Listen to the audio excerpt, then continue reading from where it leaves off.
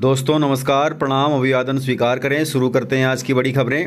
यदि आपको खबरें पसंद आए तो वीडियो को लाइक जरूर करिएगा और इसी प्रकार की खबरों के लिए आप चैनल को सब्सक्राइब कर लें तथा नेक्स्ट वीडियो के लिए बेल आइकन पर क्लिक कर दें ताकि अगला वीडियो आपको शीघ्रता से मिले। खबरें पूरी पाने के लिए वीडियो अंत तक जरूर देखिएगा। शुरू करते हैं आज की बड़ी खबर से। निकाय चुनाव मध्य प्रदेश में पंचायत चुनाव से पहले होंगे। महापौर और अध्यक्ष का चुनाव अप्रत्यक्ष प्रणाली यानी पार्षदों के माध्यम से होगा।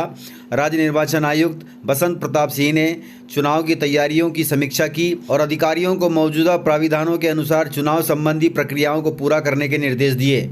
उन्होंने कहा कि जल्दी से जल्दी आप सभी अपनी प्रक्रियाएं पूरी कर लें ताकि चुनाव के समय किसी प्रकार की कोई दिक्कत न हो। माना जा रहा है कि सितंबर अक्टूबर में निकाय चुनाव कराए जा सकते हैं और उसके बाद प्रदेश में पंचायत चुनाव होंगे।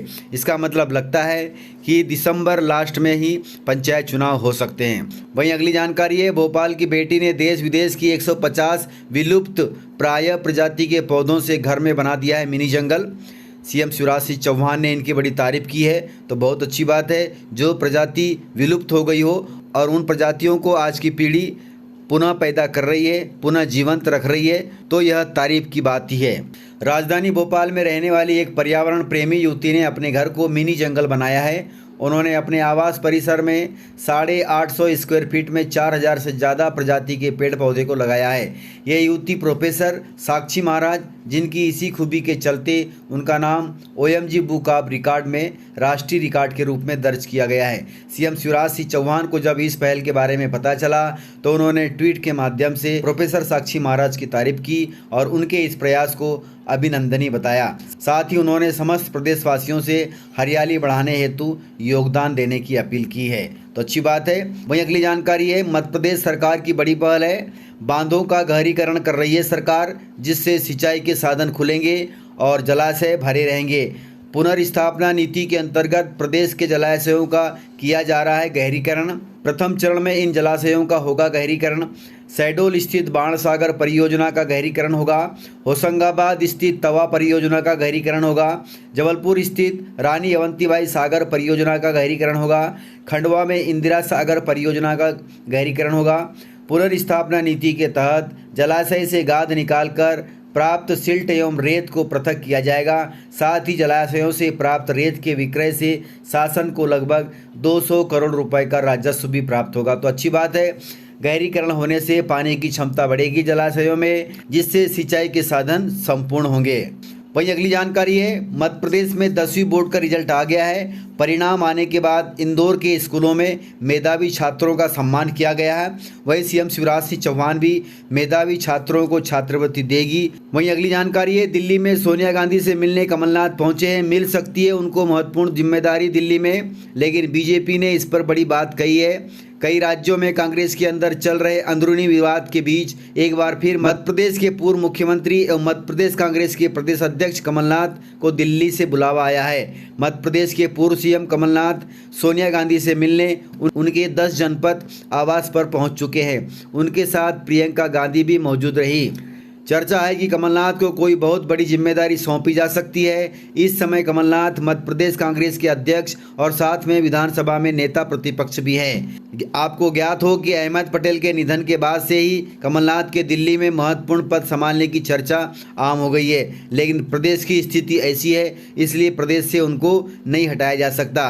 लेकिन अभी चर्चाएं चल रही है कि कमलनाथ को कांग्रेस पार्टी का कार्यकारी राष्ट्रीय अध्यक्ष बनाया जा सकता है। हालांकि कमलनाथ कई बार इस चीज़ को दोहरा चुके हैं कि वह मध्य प्रदेश में ही रहना चाहते हैं, उनको मध्य प्रदेश भा गया है। हालांकि कमलनाथ के सोनिया गांधी से मुलाकात के बाद प्रतिक्रियाओं का दौर शुरू हो गया है। इस मामले में प्रदेश के नगरीय प्रशासन मंत्री जो बीजेपी से हैं, उन्होंने बड़ा बयान दिया है। उन्होंने कहा है कि कमलनाथ दिल्ली के नेता हैं। उन्होंने कहा कि उनके जाने से ना तो खुशी होगी और ना ही किसी तरह का गम होगा। तो इस प्रकार से चर्चाएं चल रही है।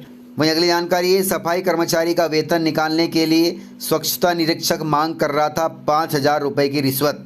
लोकायुक्त ने पकड़ा है। जबकि सफाई कर्मचारी का वेतन उनकी मेहनत की कमाई है, उनको लाजमी देना चाहिए। लेकिन उस मेहनत पर, उस कमाई पर भी यदि कोई रिश्वत मांगे तो बहुत गलत बात है। इस पर कार्रवाई होनी चाहिए। और प्रदेश में यह रिश्वतखोरी बहुत बढ़ रही है, जबकि हमने सोचा था कि मोदी सरकार में यह रिश्वतखोरी कम होगी, लेकिन ऐसा नहीं हुआ है। जिनको रिश्वत लेना है वो लेते ही रहते हैं। वहीं अगली जानकारी है, सीएम शिवराज सिंह चौहान ने अतिथि शिक्षकों के बारे में बड़ी बात कही है। उन्होंने कहा है कि जो अतिथि शिक्षक अच्छा पढ़ाते हैं उन्हें अगले वर्ष भी उसी विद्यालय में रखा जाए। प्रतिवर्ष मानदेय वृद्धि का भी प्रावधान किया जाए। शिक्षा की गुणवत्ता पर विशेष ध्यान दिया जाए ताकि स्कूलों में पढ़ने वाले बच्चों की शिक्षा में सुधार हो। तो अच्छी बात है। वहीं अगली जानकारी है, मध्य प्रदेश में ज्योतिरादित्य सिंधिया के समर्थकों में बहुत खुशी की लहर दौड़ी है। केंद्रीय मंत्री Scindia investment and growth committee में शामिल हुए हैं। मोदी मंत्रिमंडल में नागरिक उड्डयन मंत्री बनने के बाद उन्हें अलग से एक कमेटी में शामिल किया गया है। केंद्रीय कैबिनेट में हाल ही में बदलाव और विस्तार के बाद अब कैबिनेट की कमेटियों में अहम बदलाव किया गया है। हाल ही में मंत्रिमंडल में शामिल किए गए कुछ युवा नेता और प्रमोशन पाने वाले नेताओं को अब कैबिनेट की कमेटियों में भी जगह मिल गई है। इनमें ज्योतिरादित्य सिंधिया प्रमुख हैं। भूपेंद्र यादव, सर्बानंद सोनोवाल, मनसुख मांडविया समेत अन्य कई मंत्रियों का नाम शामिल है। तो अच्छी बात है मध्य प्रदेश के लिए और ज्योतिरादित्य सिंधिया जी के समर्थकों के लिए। वही अगली जानकारी है, किसानों के लिए खुशखबरी है। कृषि मंत्री कमल पटेल ने बड़ा ऐलान किया है। तो चलिए देखते हैं कृषि मंत्री कमल पटेल को लाइव। कि मध्य प्रदेश में किसानों की आय दोगुना करने का जो प्रधानमंत्री नरेंद्र मोदी जी का संकल्प है, उसको हमने खरीदी में तो पूरा किया ही है 21 में, लेकिन परमानेंट स्थायी किसान की आय बढ़े, उसके लिए एक नई योजना देश में पहली बार माननीय मुख्यमंत्री शिवराज जी के मार्गदर्शन और नेतृत्व में हम कृषि विभाग, कृषि अभियांत्रिकी के माध्यम से हम आज उसका शुभारंभ कर रहे हैं। जिस प्रकार कृषि अभियांत्रिकी विभाग कस्टम हायरिंग केंद्र 2012 में मध्य प्रदेश में प्रारंभ हुए थे, जो आज पूरे देश में चल रहे हैं। शिक्षित बेरोजगार किसानों के बेटों को रोजगार देने के लिए कस्टम हायरिंग सेंटर जो लगभग अभी 3000 चल रहे हैं मध्य प्रदेश में, वो किसानों को खेती करने के लिए उपकरण उपलब्ध कराते हैं। सब्सिडी, सस्ता ब्याज पर और सब्सिडी के माध्यम से 40% उसमें अनुदान होता है। इसी प्रकार एक नई योजना हम शुरू कर रहे हैं मध्य प्रदेश में, कस्टम प्रोसेसिंग योजना, जिसमें किसान जो उत्पाद करता है, पैदा करता है अनाज, उसकी प्रोसेसिंग यूनिट वो अब किसान, बेरोजगार किसान को हम देंगे, जिसमें 40% की अनुदान भी रहेगा, ब्याज की छूट भी रहेगी। और प्रधानमंत्री नरेंद्र मोदी जी ने कृषि अधोसंरचना विकास का जो 1 लाख करोड़ का फंड दिया है, उसका उपयोग भी हम करेंगे। उसमें 3% ब्याज की छूट भी रहेगी। इस प्रकार 5-6% पर किसान को, बेरोजगार जो पढ़े लिखे हमारे किसान के बेटे हैं, वो अब कस्टम प्रोसेसिंग योजना के तहत यूनिट भी लगा सकेंगे। और ये लगभग अभी हम 250 स्थानों पर 250 यूनिट शुरू कर रहे हैं। इसी के साथ कस्टम प्रोसेसिंग यूनिट भी शुरू हो जाएगी। और कस्टम हायरिंग सेंटर जो 3080 है, वो अब 450 और बढ़ जाएंगे इस साल। और इस प्रकार मध्य प्रदेश देश का पहला राज्य बन रहा है जो प्रधानमंत्री नरेंद्र मोदी जी का सपना साकार करेगा, संकल्प पूरा करेगा। मुख्यमंत्री शिवराज जी के नेतृत्व में हमारा कृषि विभाग का कृषि अभियांत्रिकी, जिससे किसान की आय बढ़ेगी। जैसे मैंने उदाहरण देता हूं हमेशा कि किसान टमाटर पैदा करता है, आलू पैदा करता है, प्याज पैदा करता है, अनेक कृषि उत्पाद पैदा करता है, लेकिन वो ग्रेडिंग नहीं करता है। और व्यापारी क्या करता है, खरीदता सस्ते में और ग्रेडिंग करके A, B, C, D 4 प्रकार की, और A ग्रेड का माल वो 4 गुना 5 गुना अधिक पे बेच देता है, B ग्रेड का माल 2 गुना 3 गुना अधिक पे बेचता है, C ग्रेड का माल और D ग्रेड। और इस प्रकार एक दिन में ही अगर वो 1000 रुपये कुंटल खरीदता है तो उसके 4000 रुपये कर लेता है। तो अब ये किसान को हम सुविधा देने जा रहे हैं। अब किसान अपने खेत में ही ग्रेडिंग कर लेगा, और ग्रेडिंग करके फिर वो A ग्रेड का माल, B ग्रेड का माल, C ग्रेड का माल, D ग्रेड का माल करेगा, तो उसको आय ज्यादा होगी। मंडी में भी हम ऐसी व्यवस्था कर रहे हैं कि अभी तो मंडी में एक जैसा माल लेके आता है और बोली लग के होता है। लेकिन हम मंडियों में भी हम ग्रेडिंग कर देंगे। जब इसका ग्रेडिंग प्लांट डल जाएंगे, सार्टिंग प्लांट डल जाएंगे, प्रोसेसिंग यूनिट हो जाएगी, तो मंडी में जो माल लेके आएगा वो भी ए ग्रेड का माल उसको तेज भाव मिलेगा, बी ग्रेड का, सी ग्रेड का। तो इस प्रकार किसान की आय दोगुना करने में ये सहायक सिद्ध होगी।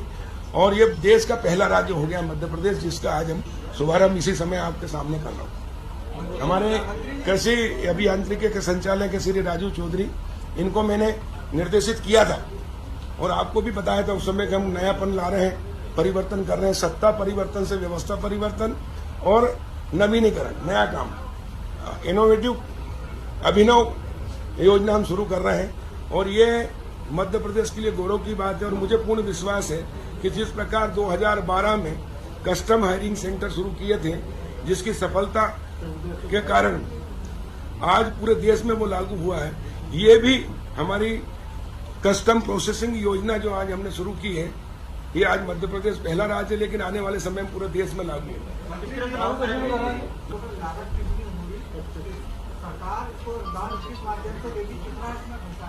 कृषि अभियांत्रिकी के माध्यम से 25 लाख तक की एक यूनिट लगा सकेगा।